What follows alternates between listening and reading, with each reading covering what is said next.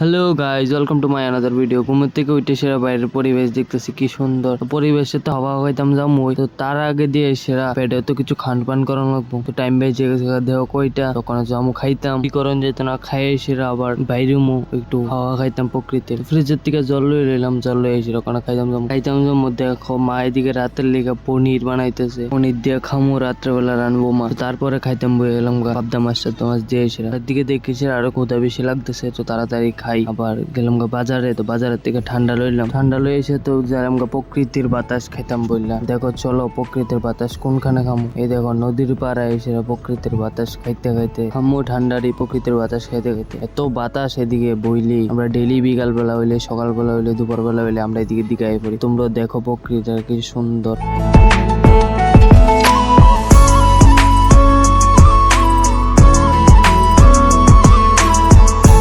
তো আজকের লিগে ভিডিওটা এ পর্যন্তই। তো আমরা ঠান্ডা খাই। তো আজকের লিগে বাই বাই।